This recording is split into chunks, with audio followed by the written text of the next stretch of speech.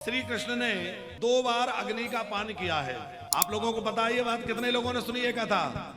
कई लोगों ने सुन रखी है। जिस समय कालिय नाग का मर्दन किया तो कालिय नाग का मर्दन करने के बाद कालिय को तो भेज दिया भगवान ने, और मैया यशोदा, नंद बाबा, दाऊ भैया सब ब्रजवासी आ गए। तो उस दिन वही घाट पर ही विश्राम किया और वहां देखा कि वन में अग्नि लग गई। और भयंकर अग्नि जब वन में लगी तो सब घबरा गए, कन्हैया इतनी जोर की अग्नि है, अब कहां जाएं? जैसे तैसे उस भयंकर विश्व से बचे तो ये अग्नि। श्री कृष्ण ने कहा चिंता मत करो, सब नेत्र बंद कर लो। और सब ने नेत्र बंद करे और जैसे कोई पानी पीता है ऐसे भगवान अग्नि का पान कर गए। अब ये बात बुद्धिजीवियों के गले नहीं उतरेगी। बताओ, अग्नि भी कोई पीने की चीज है? अरे पानी कोई पी ले, शरबत पी ले, दही पी ले, छाछ पी ले, बात समझ में आती है। अब आप कह रहे हो अग्नि पी ली। भैया ये बताओ, अग्नि को प्रकट करने वाला कौन है? अग्नि कहां से उत्पन्न हुई है? आपने भगवान का विराट रूप देखा होगा तो अग्नि भगवान के ही मुख से तो प्रकट हुई है। और वैसे भी मुखाद अग्नि रजायत, भगवान के श्रीमुख से ही ब्राह्मण हुए। ब्राह्मणों सुमुखमासीद वेद भगवान कहते हैं। और अग्नि भी भगवान के मुख से हुई, इसलिए अग्नि और ब्राह्मण को एक रूप में ही माना जाता है। तो भगवान के ही श्री अंग से अग्नि उत्पन्न हुई है और भगवान अग्नि का पान कर गए। इसमें कोई आश्चर्य जैसी बात नहीं है। पर जो बात यहाँ गोपियां कह रही हैं वो ये है कि आपने वन की अग्नि से तो हमें बचा लिया, लेकिन आज आपके ब्रह की अग्नि में हम जल रही हैं और अपने ब्रह की अग्नि में हमें जला के मार रहे हो। हे श्री कृष्ण, ये संसार की जो अग्नि है ये उतनी भयंकर नहीं है जितनी भयंकर आपके ब्रह की अग्नि है। कैसे? बोले संसार की अग्नि क्या है? संसार की अग्नि है दैहिक, दैविक, भौतिक ताप। ये जो 3 प्रकार के ताप है ये संसार की अग्नि है। कोई दैहिक ताप से दुखी है, कोई भौतिक ताप से जल रहा है और कोई दैविक से। पर ये तीनों प्रकार की अग्नि जो मिलकर के जलाती है ये उतना भयंकर नहीं है। स्वामी श्री अखंडानंद सरस्वती जी ने लिखा है पंकज जी कि किसी को सारी दुनिया में जितना ताप है वो सब एक साथ इकट्ठा होकर के प्राप्त हो जाए, वो भी उस भगवत ब्रह की अग्नि का 16 के बराबर भी नहीं हो सकता। जो एक भक्त के अंदर व्याकुलता के साथ वो अग्नि जलती है कि भगवान मुझे कब मिलेंगे, भगवान मुझे कब मिलेंगे। जैसे भरत जी के अंदर वो अग्नि प्रकट हुई तो भरत जी क्या कह रहे हैं? आपने दारुण दीनता सवई कहो समुझाए, देखे बिन रघुनाथ के जिए की जरनी न जाए। जब तक मैं राम जी का दर्शन नहीं कर लूंगा मेरे हृदय की जलन शांत नहीं होगी। उस हृदय की अग्नि को बुझाने के लिए भरत जी के नेत्रों से निरंतर अश्रु बह रहे हैं। ये अश्रु क्यों प्रकट हो रहे हैं? बोले अश्रु जो है उस अग्नि को थोड़ा शांत करने के लिए। लेकिन उन अश्रु बिंदुओं से अग्नि शांत नहीं होती है, बल्कि जैसे चूल्हे पे रखा हुआ तवा गर्म हो और तवे पे ऐसे जल का छींटा मार दो तो क्या होता है? और अग्नि भड़कती है। उसी प्रकार जो ब्रहाकुल है और भगवान के ब्रह की अग्नि से संतप्त है उसके लिए वह शीतलता प्राप्त नहीं हो सकती।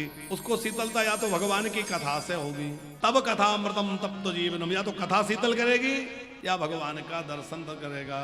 गोवर्धन वासी सांवरे तुम बिने रहियो, दर्शन को नैना तपे,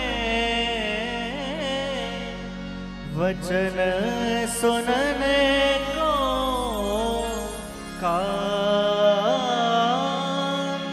दर्शन को नैना तपे, वचन सुनना को कान, मिलवे को मेरा तपे,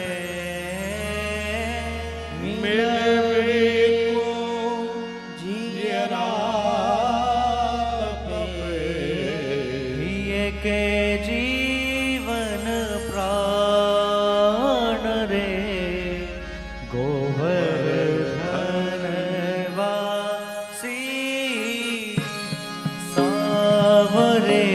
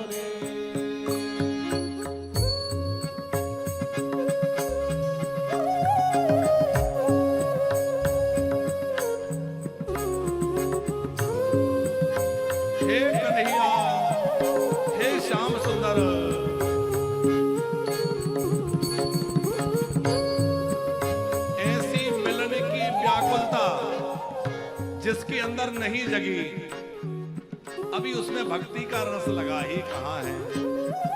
जिसके अंदर वह भक्ति रस प्रकट हो जाएगा, उसको मिलने की व्याकुलता, मुझे कब दर्शन होगा, कब दर्शन होगा।